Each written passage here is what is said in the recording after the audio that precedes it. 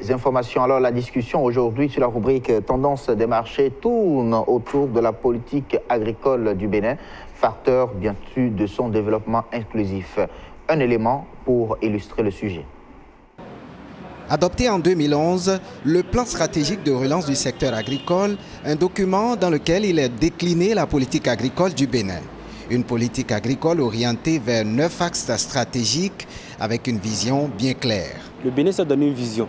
La vision du Bénin, c'est de devenir une puissance agricole dynamique et une puissance attractive qui participe réellement au développement économique et social du pays, tout en respectant l'environnement. C'est très important de mettre l'aspect environnement, puisque l'agriculture a des impacts sur l'environnement. Donc, tous ces aspects ont été pris en compte dans ce document-là. Cette politique que nous appelons le plan stratégique donc, de relance du secteur agricole regroupe un certain nombre d'AS, c'est 9 AS au total, et ce AS prend en compte, n'est-ce pas, les maux dont nous souffrons, n'est-ce pas, sur le plan agricole.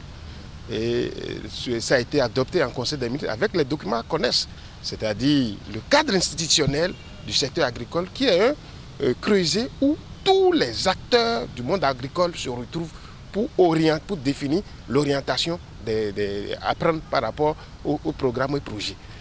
Rendre le secteur agricole performant à travers la promotion des filières afin de permettre une minimisation des effets néfastes des contraintes climatiques, la lutte contre la pauvreté et l'insécurité alimentaire. De façon spécifique, la politique agricole du Bénin est orientée vers la professionnalisation des exploitations agricoles de type familial, la promotion de l'entrepreneuriat agricole. Le retard accusé dans l'application de certaines décisions du plan stratégique de relance du secteur agricole constitue un frein à l'atteinte des objectifs de la politique agricole du Bénin. Ce qui a été élaboré depuis le début, dans la mise en œuvre, on constate qu'il y a quelque chose qui ne va pas. Par rapport à la mise en application de tout ce qui est écrit dans ce document-là. Le document a été adopté en 2011, donc tout a commencé réellement depuis 2006, mais en 2011 on a adopté un document. Ce qui donne au Bénin, l'horizon donné dans la vision du Bénin, c'est 2025. 2015 plutôt. 2015, en 2015, nous devons avoir déjà atteint les objectifs fixés dans ce document-là. Nous sommes déjà en 2014 et quand on regarde ce qui est sur le terrain, on constate que ce qui est mis dans le document n'est pas encore respecté. Les efforts sont faits, mais il reste encore beaucoup de choses à faire. En ce sens que si nous prenons le document, demande à ce que des agences soient créées, que des structures soient mises en place pour accompagner ce document-là. On a par exemple le Fonds national de développement de l'agriculture, il y a la banque agricole qu'on devait créer, beaucoup de choses qui devaient être faites pour aider ça. Il y a aussi le comité national de suivi et d'orientation, qui est le CNOS, qui devait être mis en place pour aider à l'exécution de tout ce qui a été dit dans ce document. Moi, je ne comprends pas pourquoi depuis longtemps, depuis plus d'1 an, le CNOS n'a pas été installé. Or, c'est là qu'on peut dire, qu'on peut recentrer donc les choses. De ce point de vue, je peux vous dire, le bilan à Big Parcours est mitigé. Voire même le tableau est un peu sombre. Mais par contre, il y a les partenaires de développement qui font donc des efforts pour nous accompagner dans ce plan stratégique. L'amélioration de la productivité de l'agriculture passe par la mise en œuvre d'une politique qui adresse tous les aspects du secteur. Voilà, toute richesse a comme source la terre, même mon stylo, voilà, ça vient de la terre, bien évidemment.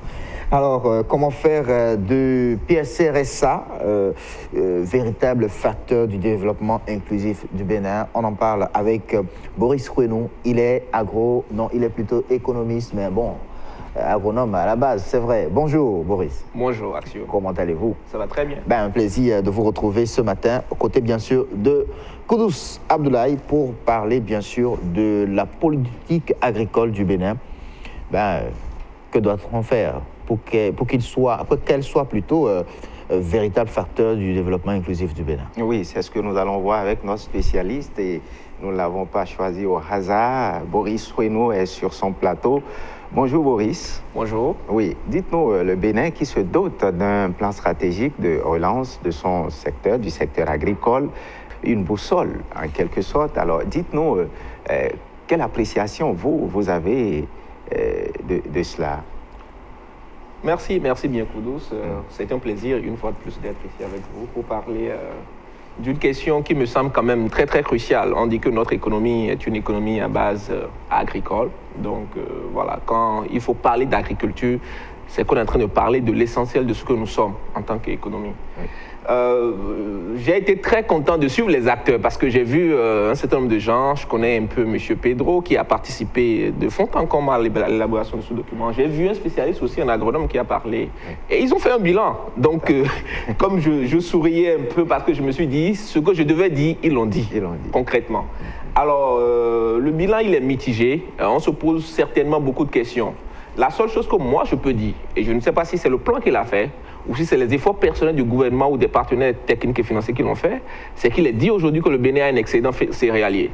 Donc ça, au moins, c'est quelque chose qui dit, bon, ok, il y a plein de choses qu'on devait faire dans le plan, qu'on n'a pas pu faire, mais tout au moins, on suppose que sur un objectif qui est la sécurité alimentaire vers laquelle nous voulons tendre, au moins sur un brin de cela, le plan ou alors le gouvernement a pu faire quelque chose qui est que le Bénin a un excédent céréalier. Oui, mais un excédent céréalier, oui, mais on a constaté en tout cas la cherté de ce produit-là sur le marché. Oui, et c'est ça, c'est pourquoi j'ai dit que ce n'est qu'un brin de la sécurité alimentaire, parce que la sécurité alimentaire, ça vaut aussi bien pour l'accès physique, la disponibilité, mais aussi l'accès financier. C'est-à-dire que, est-ce que j'ai de l'argent lorsque le produit existe pour l'acheter?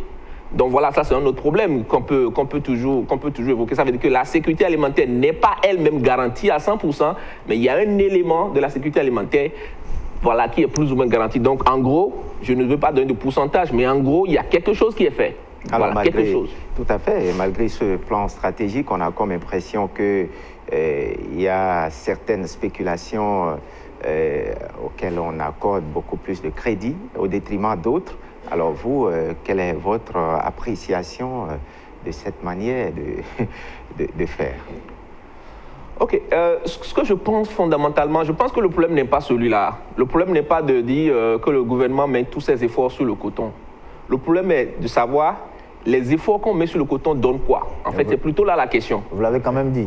Oui, voilà. Donc, si on met beaucoup d'efforts sur le coton, par exemple, parce que vous l'avez dit, en fait, c'était une langue de bois en quelque sorte. Voilà. Moi, je sors le mot, c'est le coton, exactement, et tout le monde le sait. Alors, si les efforts que le gouvernement met au niveau du coton sont productifs, sont fructueux, en vérité, tout le monde devait se réjouir parce que le coton ramène beaucoup d'argent pour le pays et ça fait travailler beaucoup de gens. Et si ça c'est organisé, c'est-à-dire que quand on fait la production et qu'à côté de ça, tout le reste est organisé sous forme d'industrie, a priori, ça devait employer beaucoup de gens au Bénin. Donc le problème n'est pas celui de on a une capacité, il faut diversifier l'agriculture. Oui, il faut diversifier, il n'y a pas de problème. Mais quand on diversifie ou bien même quand on met l'accent sur un seul produit, quel est le résultat qu'on obtient? Oui, alors que doit-on faire pour réellement profiter de nos différentes exploitations cotonnières?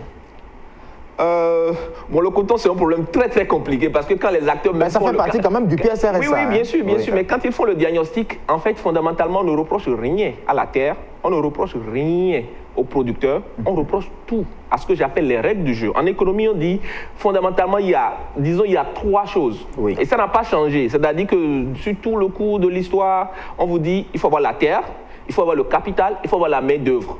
Ensuite, et ça c'est subsidiaire, même si de plus en plus ça devient important dans notre économie qui se complexifie dans le monde, c'est ce qu'on appelle les règles du jeu. Et les règles du jeu impliquent essentiellement les institutions, les fonctions que l'État tient, les fonctions que les acteurs tiennent. Alors ce qui se passe fondamentalement, c'est qu'au niveau du coton, voilà, on peut dire que les trois autres sont plus ou moins assurés. Et c'est les règles du jeu qui posent problème. Alors les règles du jeu, c'est quelque chose qui ressort spécifiquement de la question politique pour moi. Donc, ce n'est pas la terre qui a le problème, ce n'est pas le capital qui a le problème parce qu'on injecte suffisamment d'argent, on met suffisamment de dispositifs en place pour appuyer les acteurs du coton. Voilà, et la main-d'œuvre existe aussi. On peut aussi dire que les moyens mis à la disposition du coton font partie également de la politique. Oui, les moyens mis à disposition du coton font partie de la politique, mais comme j'ai dit, lorsque les gens font le diagnostic, ils disent clairement que c'est la gouvernance. Oui, mais c'est une manière de savoir que faut-il réellement faire. Le clou, bien sûr, de la réussite cotonnière au Bénin. Voilà, moi je veux dire deux choses. Et ça vaut pour le coton, ça vaut pour toutes les autres cultures, ça vaut généralement pour notre agriculture. Oui.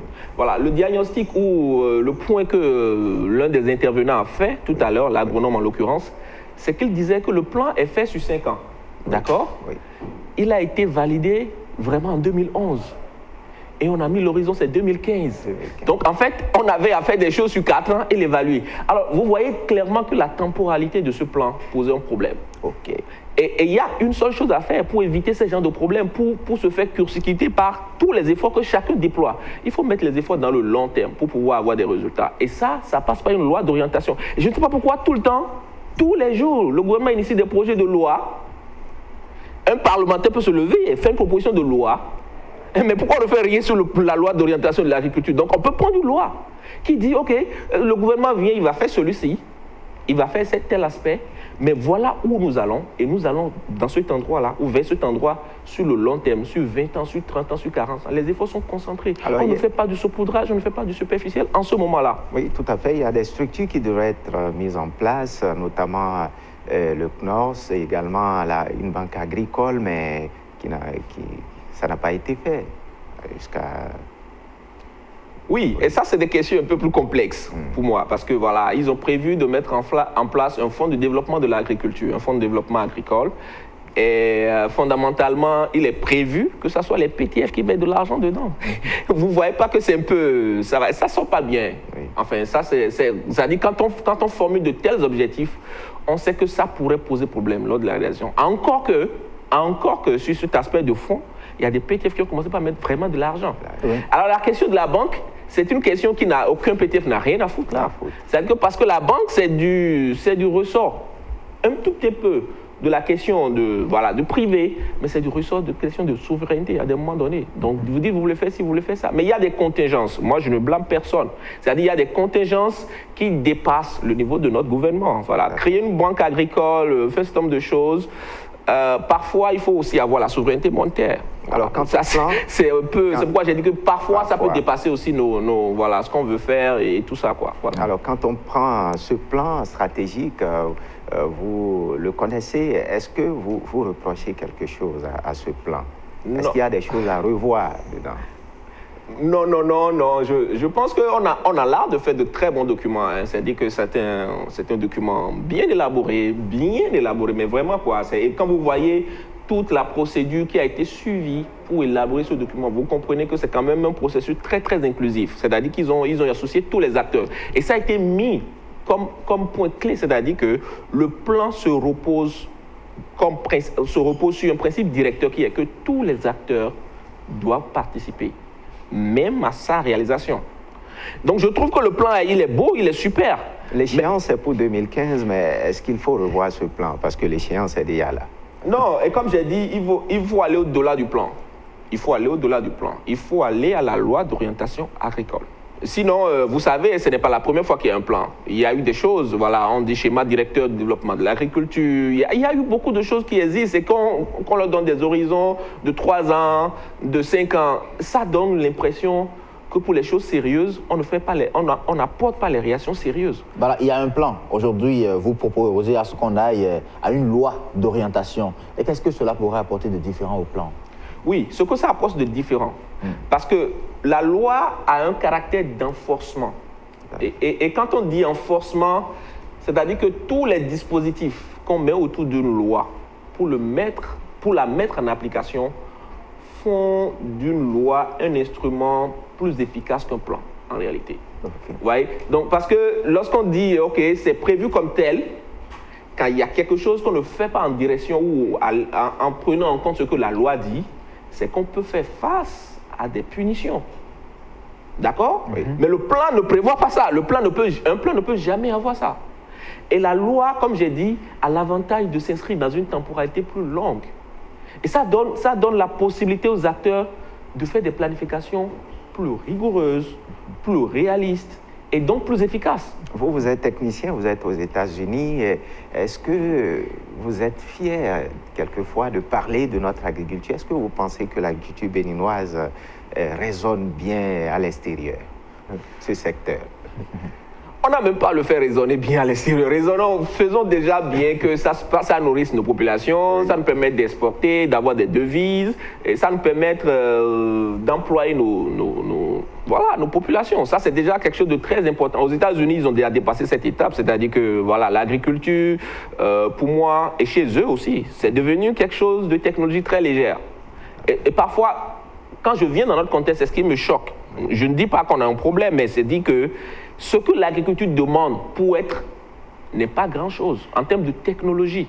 Je dis en termes de technologie, c'est de la légère, parce que les gens, ils ont déjà dépassé ça. Ils sont déjà passés à l'étape où on parle d'informatique et tout ça. Et ils ont même quitté, ils quittent même déjà l'informatique un peu. Ils parlent déjà de nanotechnologie, qui sont des choses très, très avancées. Mais l'agriculture, c'est du basique. C'est-à-dire que faire l'irrigation goutte à goutte, on n'a pas besoin de former quelqu'un pendant 5 ans à l'université d'Abo, mais Calavi pour qu'il sache faire ça. On peut former quelqu'un à ses cours et tout ça là, il va le faire très bien. Et ça, c'est des choses dont on a besoin tout de suite. Et ça, c'est de la technologie légère qu'on peut faire. Et je dis, l'autre chose sur laquelle on ne met pas suffisamment l'accent, et je l'ai dit plusieurs fois déjà ici, j'ai dit c'est la terre, c'est le capital, c'est la main-d'œuvre. La main-d'œuvre, on l'a. La terre, on l'a, parce qu'on dit, voilà, on a presque 60% de notre territoire qui est de terre, qui est fait de terre qu'on peut exploiter pour l'agriculture, mais on n'exploite actuellement que 17%. Voilà. On a tellement de bas-fonds ou de plaines inondables qu'on peut aménager. On ne fait pas encore ça. Donc on a la terre, c'est-à-dire qu'on a les deux éléments là. Le reste, c'est le capital aussi. Le potentiel existe. Le potentiel existe. Donc on a la main-d'œuvre, on a la terre. Bon, bien sûr, il y a des problèmes autour, mais on a essayé de régler ça par une loi. Et c'est pourquoi je dis qu'on peut prendre une loi. On a pris une loi sur le foncier rural. D'accord? C'est vrai qu'en termes d'application, ça peine encore, mais c'est que ça existe. Ça veut dire qu'il y a des choses, si vous ne les faites pas, quelqu'un peut aller à la justice et se plaindre. On peut faire la même chose en termes d'orientation agricole. Maintenant, je dis le troisième problème, ou bien le troisième élément sur lequel grand-chose n'est pas encore fait, c'est le capital.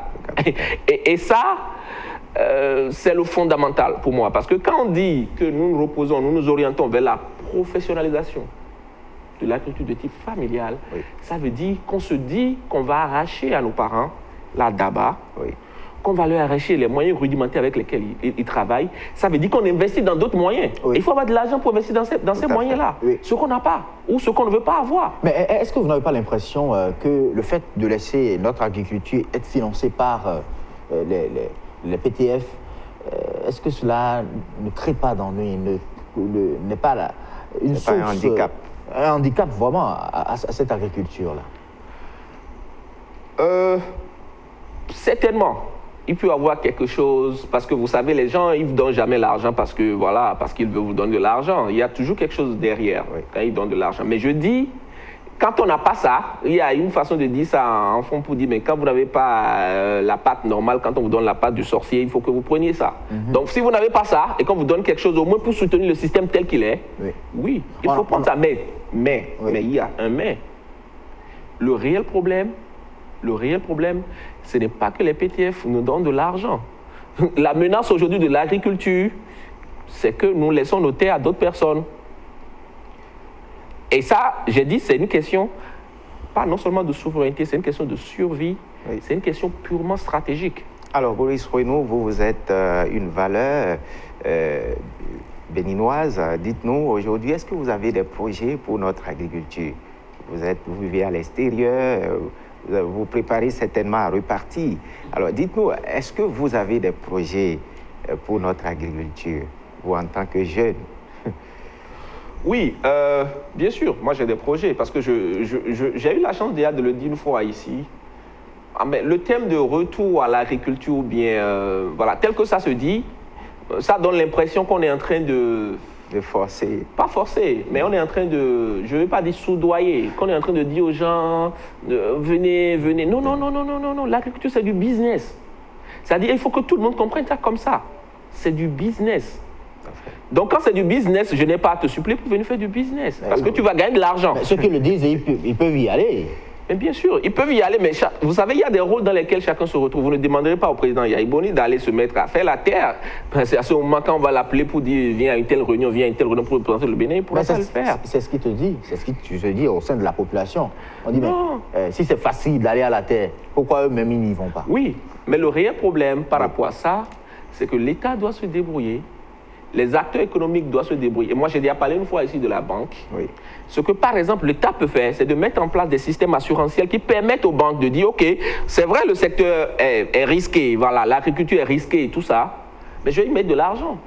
Voilà. Quand ces systèmes assurantiels sont mis en place et que lorsque je n'ai plus affaire à la DABA, et que j'ai affaire à un système mécanisé, j'ai affaire à une ferme normale, tout le monde ira. Personne ne demandera au président Biaye Boni de venir. Parce que quand vous allez le faire, vous allez gagner de l'argent et vous n'en virez même pas sa vie. L'autre problème est lié bien sûr à la mécanisation de cette agriculture-là. On parle souvent de la mécanisation, mais ce qu'on nous apporte comme machine agricole, sincèrement, ne respecte pas, je sais pas, n'est pas du tout adapté à nos différentes terres. Oui, une fois de plus, les gens qui nous donnent des machines au marché, qui nous achetons des machines, ne nous fabriquent pas des machines parce qu'elles veulent nous fabriquer des machines. Parce qu'on a dit qu'on veut...